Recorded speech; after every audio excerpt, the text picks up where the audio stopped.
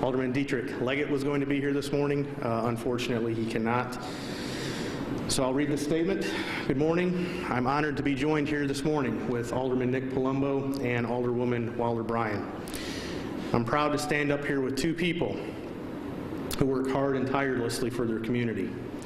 On October 29th, the Savannah Ethics Board heard evidence in regards to a complaint filed against the Alderwoman at Large, Post 1. The board heard evidence, and the facts were presented by my colleagues and me. After hearing this evidence, the board ruled that the Alderwoman did in fact violate these code of ethics.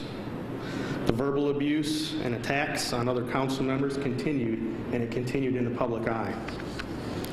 As leaders, we cannot condone this type of activity. This activity further polarizes our council and our community members. Her allegations were based on claims of victimization and half-truths. At the end of the day, half-truths are a whole lie. Although she did not apologize publicly, I do accept her private apology. Our community deserves transparency and ethical leaders. I am hopeful that this is closure. I'm doing what I was elected to do, which is seek the truth, be the voice, and serve my community. The aldermen and alderwomen that you see before you today are courageous. We are the ones who stood up to victimization and bullying.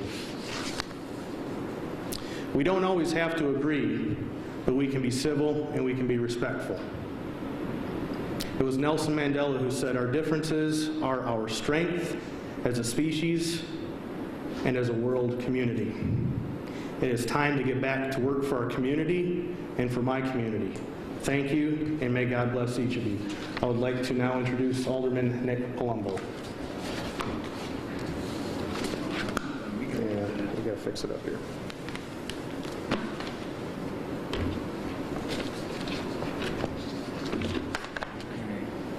You got it? Yeah. All right.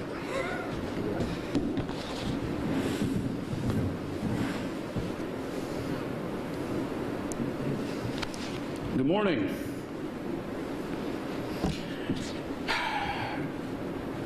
In 2019, the people of Savannah elected us to be leaders.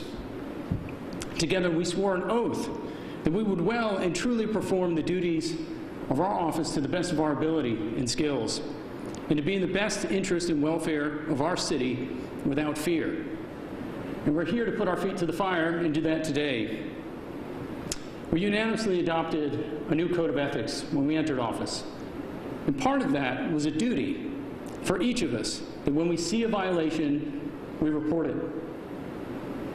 I'm proud to stand here today with the leaders who took that responsibility seriously and followed through on their commitment to the people of this city. I'm proud of you guys.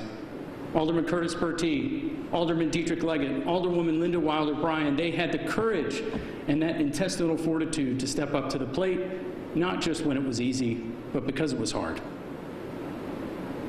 It's our understanding that the Alderwoman at Large for Post 1 has privately apologized for her actions during a discussion with the city manager and has expressed profound regret for the harm that they have caused. We believe that a public expression would greatly aid in the healing that is needed caused by these divisions. But that time's past us. We have to look forward and return to the enthusiasm, optimism, and hope that characterized this council when we entered office early in 2020. We extend that forgiveness. And we have to understand that forgiveness doesn't exonerate the perpetrator, but forgiveness liberates the victims. It allows our city to move on and return to the work that we're proud of. I still have a date with many of you to talk about exciting things like the new 311 system, service delivery overhaul. We're working on exciting projects throughout all of our districts, and we look forward to bringing those forward to you at our next joint town hall with the four of us. And please, if you have any questions about this matter, we are an open book. But we look forward to moving on in the spirit of cooperation and turning over that new leaf for our entire city. And I thank you. Now I'd like to introduce Alderwoman Linda Wilder Bryan from the 3rd District.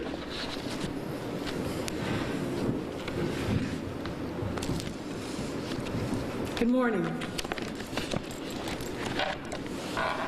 'Tis the season, and because of this season, we're just ready to move on.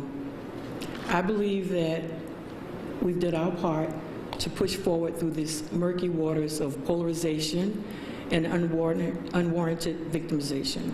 It is a pleasure to work with these two gentlemen. Not only do we genuinely care and respect each other, we're having a lot of fun doing the things that the people elected us to do. And we appreciate you telling our story. It's not our story, it's the story of a city that expects and wants better. And so we give them that. And because we have, we're just, like again, wanting to move on. It's time to agree to disagree, to forge ahead for we the people. Remember that, we the people.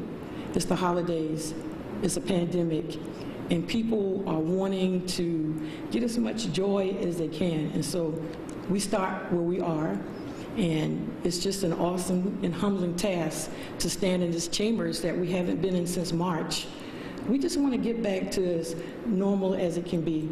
And the normal for me is to continue to work with these awesome people. Dietrich couldn't be here, but he stands with us in solidarity. And the only thing that I can tell you is, to much that is given, much is expected. And we want y'all to expect that we're going to continue on with the business of this city, and that is what you voted for us to do, and that's what we're committed to doing. And so God bless y'all. And I have to say this, my tag is continue to watch God be God. I appreciate you each and all. Have a safe and just joyous holiday as best as you can. Thank you. Oh yes, we have a community forum, 4 of us, Monday. And we plan to be in this chamber too if you're available. We got some really good stuff that we did the entire year. And I'm just excited what the next 3 years are going to be. And so we're going to just keep working together and enjoying each other and calling y'all out with these wonderful stories that people in this community expect us to do. Thank you. You didn't exactly put it in these words, but I assume this is what you mean that you're dropping in. You're not going to push for a reprimand or a censure, or is that what you're saying? I'm saying that I'm going to keep being Linda, you know, and whatever comes out of this, you guys saw it from the beginning and hopefully the end. And so whatever comes out of it, people have to own what they do, and we've owned what we did. And so we just want to, we want to be able to, as adults and professionals, disagree but agree to do what the people elected each of us to do. 9 people. 9 people. And while that is an odd number, it doesn't mean that we have to be doing odd things. When was this private apology to the city manager, you know? I believe it happened,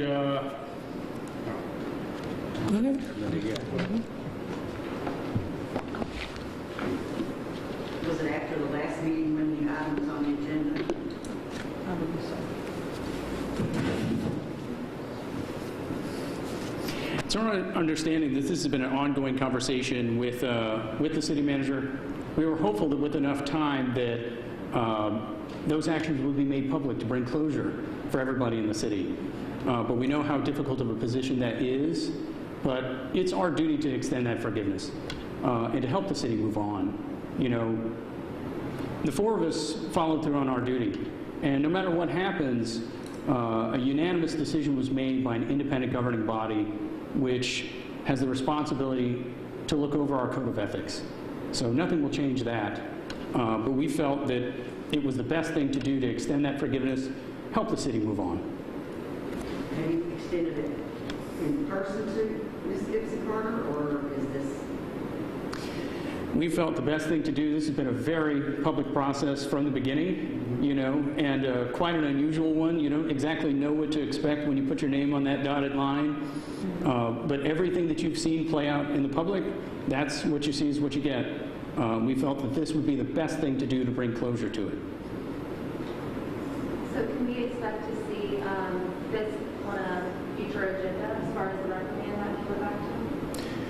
For me, this closes this chapter. you know, certainly we're going to continue holding the council accountable and responsible. And we want to take this opportunity to hope that our goal in the end was to bring forth positive change to our city council. We believe that extending that forgiveness today is the best way to do that. Should the issues arise again, hopefully they won't, but we'll stand ready to be accountable once again.